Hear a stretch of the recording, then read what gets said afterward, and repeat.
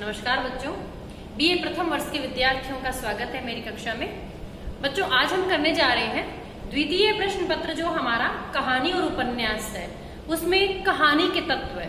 कहानी के कौन कौन से तत्व हैं ऐसे जो कहानी को कहानी बनाते हैं या कहानी में उनका होना जरूरी होता है।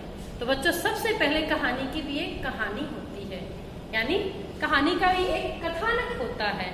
उसके अंदर भी एक कहानी चलती है जिसको कथानक कहते हैं, या घटनाओं का तंतुजाल, यानी कुछ घटनाएं ऐसी जिनके तंतुजाल आपस में एक दूसरे के साथ जुड़कर उसको आगे बढ़ाने का कार्य करते हैं। तो घटनाएं, जो विभिन्न प्रकार की घटनाएं हैं किसी व्यक्ति के जीवन में घटित या पूरे जीवन में घटित या कुछ क्षणों में घटित, तो ऐसे में 15 से 20 मिनट तक पढ़ने जाने वाली जो रचना है वो कहानी होती है।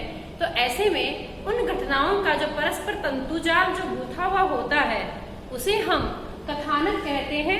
इसको आप फिल्म के माध्यम से आसानी से समझ सकते हैं। जैसे आप लोग पिक्चर देखते हैं तो पिक्चर के अंदर एक स्टोरी होती है, ऐसे ही कहानी के अंदर भी एक कथानक होता है उसका अपना। और ये सारे बिंदु आप बिल्कुल पिक्चर की स्टोरी से, पिक्चर से आप समझ सकते हैं। कोई भी फिल्म है तो उस फिल्म के अंदर कोई न कोई हीरो हीरोइन जरूर होंगे। अब फिल्म है तो उसकी स्टोरी है, स्टोरी यानी कथानक। फिल्म है तो उसके अंदर हीरो हीरोइन जरूर है, उसके अंदर कलाकार, तो वो है पात्र या चरित्र। तो बच्चों, पात्र जो होते हैं ये प्रमुख रूप से दो प्रकार के होते हैं। एक तो प्रमुख पात्र और एक गौण पात्र। जिनकी भूमिका मुख्य होती है उन्हें हम मुख्य पात्र कहते हैं, और जिनकी भूमिका बहुत कम होती है कहानी के अंदर उन्हें हम गौण पात्र के नाम से जानते हैं। पात्र या चरित्र में एक दूसरा आधार भी है, वो है उसके व्यवहार का, नीति का। कोई पात्र अच्छा है और कोई पात्र बुरा है। लेकिन एक तीसरी प्रकार का पात्र और होता है जिसे हम विकसनशील चरित्र भी बोलते हैं, यानी जो पहले खराब होता है लेकिन बाद में उसमें गुणों का विकास होने से उसको हम विकसनशील चरित्र में ले लेते हैं। जैसे फिल्म के अंदर अमरीश पुरी हमेशा खराब रोल में होता है, बुरा पात्र है।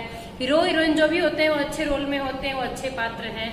और जो बहुत कम जिनकी भूमिका होती है, कोई जैसे कोई नौकर बना हुआ है, 2-4 बार उसका सीन है, तो वो गौण पात्र हैं। और एक उसके अंदर मुख्य जो पात्र शुरू से लेकर अंत तक जो चलते हैं वो उसके मेन मुख्य रोल जिनका है वो मुख्य पात्र होते हैं। अच्छे पात्र, बुरे पात्र, विकसनशील चरित्र, अच्छा चरित्र और मुख्य और गौण, ये हो गए हमारे पात्र। अब पिक्चर के अंदर यदि हीरो हीरोइन है तो वो डायलॉग भी बोलते हैं। तो जो डायलॉग है, डायलॉग जो है बच्चों यानी संवाद। ये संवाद कहानी के अंदर कथन या उपकथन भी कहलाता है, कथोपकथन और संवाद, यानी कहानी संवादों के माध्यम से आगे बढ़ती है। अब विशेषता क्या होनी चाहिए संवादों की? जो पात्र के अनुरूप हो डायलॉग। संवाद जो है, पात्र पढ़ा लिखा है तो उसके अनुरूप होगा। पात्र यदि अनपढ़ है या ग्रामीण है तो वो उसकी जो दिमाग की स्थिति है उसके अनुरूप ही उसके जो विचार होंगे, विचारों के अनुरूप ही उसके संवाद होंगे। तो ये जो संवाद है ये बहुत लंबे चौड़े नहीं होने चाहिए, वरना उबाऊ हो जाते हैं कहानी में। और ये जो संवाद है ये कहानी को चूंकि आगे बढ़ाते हैं, कथानक को गति प्रदान करते हैं, इसलिए ये सार्थक भी होने चाहिए। यूं नहीं है कि दो पात्र, एक बोला हाँ दूसरा बोला हूं, एक बोले हाँ दूसरा बोले हूं, तो कहानी आगे नहीं बढ़ती। यानी कहानी को आगे बढ़ाने के लिए इन पात्रों का परस्पर संवाद जरूरी है, और संवाद सार्थकता जरूरी है संवाद की, और संवाद बहुत लंबे चौड़े भी नहीं होने चाहिए, कथा को गति प्रदान करने वाले होने चाहिए। अब एक संकलन त्रय, सबसे महत्वपूर्ण जो पूरी कहानी के अंदर फैला हुआ होता है। संकलन त्रय बच्चों 3 चीजों का संकलन है: देश, काल और वातावरण। देश माने स्थान, ये किस स्थान की कहानी है। काल माने समय, ये किस समय की कहानी है। वातावरण अर्थात परिवेश, किस परिवेश की कहानी है। मान लो कहानी इंग्लैंड की है तो स्थान हो गया इंग्लैंड, फिर समय कब का है, 1800 समथिंग है, या 17वीं शताब्दी है या 20वीं शताब्दी की कहानी है समय।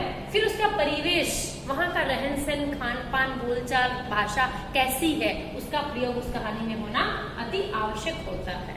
जैसे कहानी भारतवर्ष की है, आजादी से पूर्व की है, कोई प्रेमचंद की कहानी है, तो स्थान हो गया भारतवर्ष, समय हो गया आजादी से पहले, और परिवेश ग्रामीण परिवेश की कहानी है।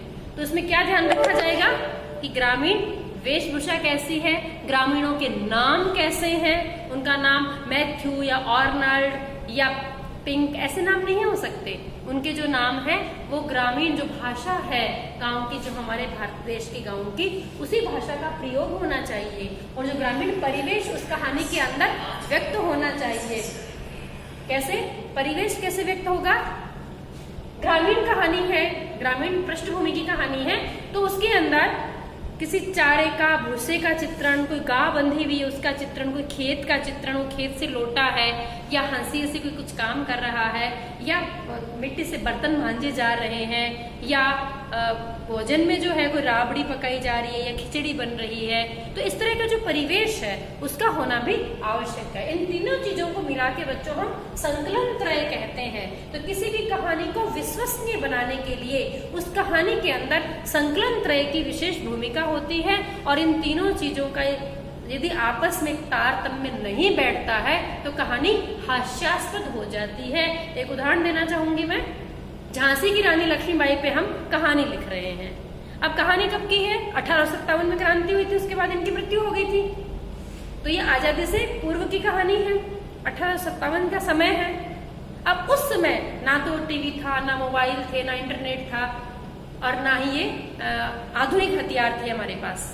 अब उस कहानी में यदि हम चित्रण करते हैं कि रानी घोड़े पर जा रही है, रानी तलवार लिए हुए है, भाला है, या ऐसी सेना है उसके पास, तब तो देश का वातावरण का हम निर्वहन कर रहे हैं। अन्यथा यदि उस कहानी में हम ये चित्रित करें कि एक दरबार में एक व्यक्ति ने आकर सूचना दी, महारानी जी की जय हो, और अंग्रेजों ने हम पर आक्रमण कर दिया है, और तुरंत रानी जो है अपने सेना नायक को कहती है कि अपने लैपटॉप पे देख के थोड़ा मुझे फिगर बताओ चेक करके कि हमारे पास में कितने हथियार है, कितने बम है, और कितने AK-47 राइफल है।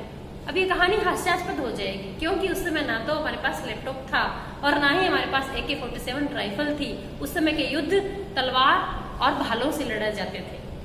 तो कहानी के अंदर इस प्रकार के परिवेश का भी होना आवश्यक है, तभी वो कहानी विश्वसनीय हो पाती है। प्रेमचंद की कहानियां इसीलिए विश्वसनीय है कि ग्रामीण पृष्ठभूमि की कहानी के अंदर पूरा ग्रामीण चित्रण है। वैसे ही पात्रों के नाम है, होरी, हीरा, गोबर, धनिया, इस तरह के नाम। फिर है भाषा शैली। तो बच्चों पिक्चर के अंदर आप देखते हो कि कोई भी स्टोरी है और उसके अंदर हीरो हीरोइन है, वो डायलॉग बोलते हैं, डायलॉग अपने संकलन त्रय के अनुरूप बोलते हैं। तो वो डायलॉग किसी न किसी भाषा में तो होंगे, किसी न किसी शैली माने स्टाइल तरीके में तो होंगे। तो ये है भाषा और शैली। किसी भी कहानी की जो भाषा है वो उस कहानी का जो स्थान है, जो समय है, जो परिवेश है, उसके अनुरूप ही उसके अंदर भाषा का प्रयोग होगा। यदि कहानी पंजाब की है तो उसमें पंजाबी शब्दों का प्रयोग होगा, राजस्थान की है तो राजस्थानी शब्दों का प्रयोग होगा, और उस प्रकार की ही शैली का प्रयोग होगा। अब कहानी की जो स्टाइल, लिखने का जो तरीका है, पहली वाली जो कहानी लिखी जाती थी, एक सेठ था, एक सेठानी, एक चोर था, ये हुआ वो हुआ, यानी तीसरा व्यक्ति उस कहानी को कह रहा है। लेकिन बाद में कालांतर में परिवर्तन आया, उस कहानी के अंदर नरेटर गायब हो गया, और उसमें हम देखते हैं कई बार तो कि कहानी शुरू से शुरू नहीं होती। पिक्चर में भी आप देखते हैं कहानी बिल्कुल जहाँ एंड होती है, जहाँ खत्म हो रही होती है, वहां से कहानी शुरू होती है, और कहानी को पिक्चर में फ्लैशबैक में दिखाया जाता है। फ्लैशबैक यानी बिल्कुल पीछे जाकर, इसे हम कहते हैं कि हमारी जो कहानी शुरू हुई, शुरू से नहीं अंत से शुरू हुई है, अंत से कहानी शुरू होकर फिर स्टार्टिंग पॉइंट पे वो आती है। तो हम इसे फ्लैशबैक शैली कहते हैं कि फ्लैशबैक शैली का प्रयोग इसके अंदर किया गया है। ये डायरी शैली में भी लिखी जाती है कहानी। दीदी को पत्र लिखा जा रहा है और उसमें अपनी कोई एक कहानी शामिल की जा रही है। छात्रावास में रह रही छोटी बहन बड़ी बहन को लिखती है, ऐसा हुआ, ऐसा हुआ, ऐसा हुआ, ऐसा हुआ, यानी घटनाएं घटित हुई, उसमें ये पात्र थे, फिर उसे डायलॉग डालती है। तो एक मतलब आप पत्र शैली में भी कहानी को लिख सकते हैं। तो ये जो फ्लैशबैक शैली है, हिंदी में पूर्व दीप्ति प्रकाश शैली। पूर्व दीप्त जो यानी घटनाएं, पूर्व की जो घटनाएं हैं उनको पहले उद्दीप्त किया जाता है, उनको प्रकाशित किया जाता है, बाद में उसका जो परिणाम है वो दिखाया जाता है। तो भाषा और शैली में शब्दों का प्रयोग है, मुहावरों का प्रयोग है, और उसका तरीका है। अब है बच्चों शीर्षक। पिक्चर जब आप देखने जाते हैं तो निश्चित रूप से सबसे पहले आप प्रभावित होते हैं उसके शीर्षक से कि कौन सी पिक्चर आई है, पिक्चर का नाम क्या है। अच्छा, पिक्चर का नाम तलाश है, पिक्चर का नाम पिंक है। तो यानी जो शीर्षक है कहानी का वो छोटा होना चाहिए, मौलिक होना चाहिए और जिज्ञासात्मक होना चाहिए, जो पाठक की जिज्ञासा को बढ़ा दे। कहानी का शीर्षक पढ़ते ही लगे कि हाँ, इस कहानी में कुछ हो सकता है। कोई भी कहानी हो, उसका शीर्षक हमें एडमायर करता है, हमें हमारी तरफ आकर्षित करता है, और वो एक ही एक शीर्षक की कहानी चलती रहे। इसी शीर्षक कानों में कंगना शीर्षक से कहानी आई, अब बार बार कोई कानों में कंगना कहानी लिखता रहे तो उस कहानी के अंदर वो चीज नहीं रह जाएगी। उसका शीर्षक अपने आप में नया होना चाहिए, मौलिक होना चाहिए। और अंत में है इसका उद्देश्य। बच्चों, कहानी किसी न किसी उद्देश्य से लिखी जाती है। साहित्य की रचना बिना किसी उद्देश्य की नहीं होती है। निरुद्देश्य यदि कोई रचना है तो वो साहित्य नहीं हो सकता। कहानी लिखी जाती है, पहला उद्देश्य इसका जो सामान्य जो कॉमन उद्देश्य है वो है मनोरंजन करना, और दूसरा शिक्षा देना। ये दो तो प्राय सभी कहानियों में निहित रहते हैं, अनुस्यूत रहते हैं। आधुनिक कहानियों का जो उद्देश्य है वो है बच्चों, सामाजिक कहानियों का समाज के अंदर फैल रही समस्याओं को हमारे सामने रखना, उन समस्याओं से लड़ने के लिए बुद्धि और विवेक को जागृत करना, उन समस्याओं को खत्म करने के लिए जागरूक करना, रास्ता दिखाना या पाठकों को आगाह करना।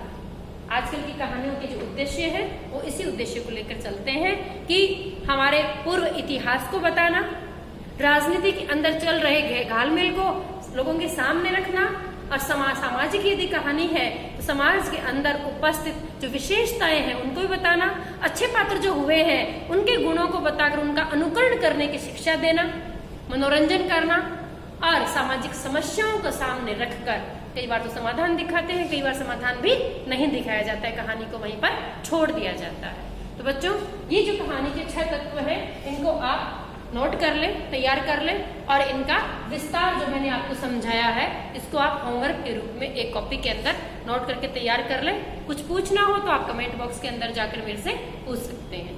धन्यवाद, आज इतना ही।